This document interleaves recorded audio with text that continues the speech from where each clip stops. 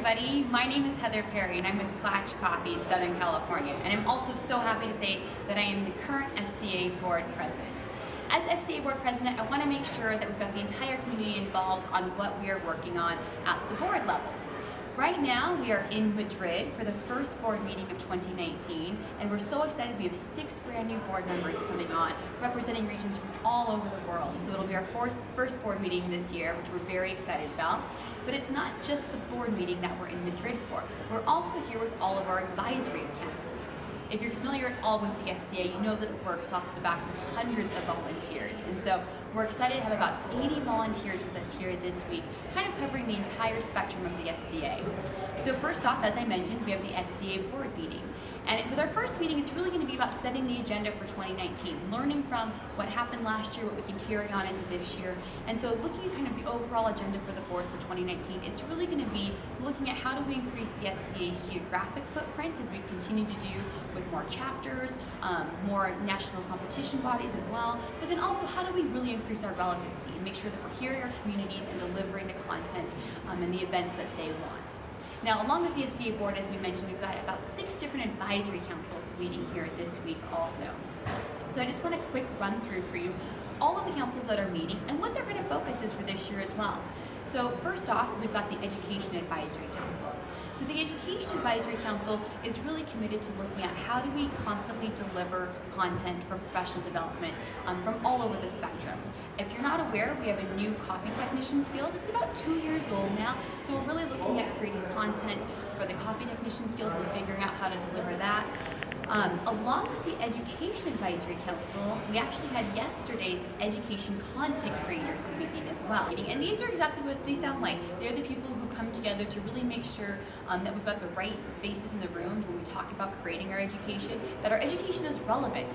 If you've taken our courses, you'll see that we do consistently try and add new content to what we're delivering, and that's because we need to make sure that we're staying relevant. So making changes is needed and adding courses is needed, and so that's what the Education Creators group met about yesterday.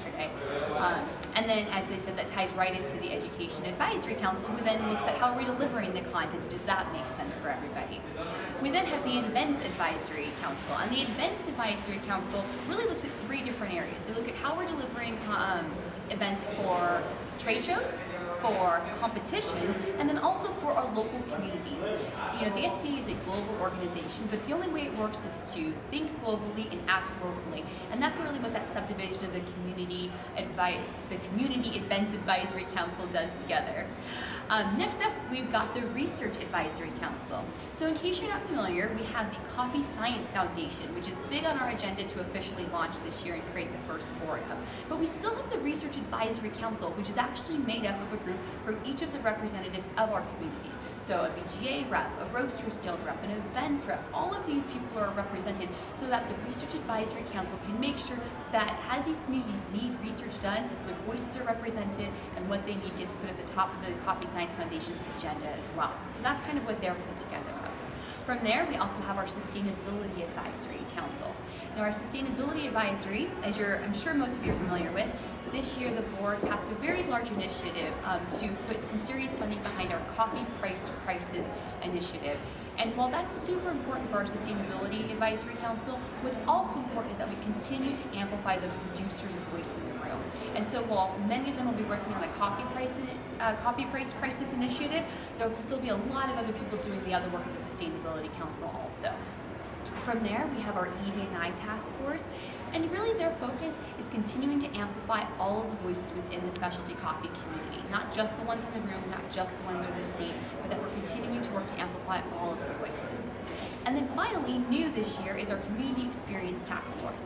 I talked about part of the board's agenda is to make sure that the SCA is growing its relevance in 2019, and our Community Experience Task Force, one, helps to make sure that we're growing our relevancy, but also, if you don't know anything about the SCA, we've obviously got the big SCA, and then within that, we've got our chapters, we've got our guilds, we've got all these local communities as well.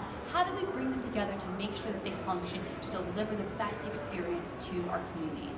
And that's really what that Membership Experience Task Force is going to do, is make sure that you as members are getting what you are hoping from the SCA, whether it's education, whether it's community, whether it's going to trade shows, that we can put it all together in a cohesive, digestible way for you to really be out there and continue to grow specialty coffee with us.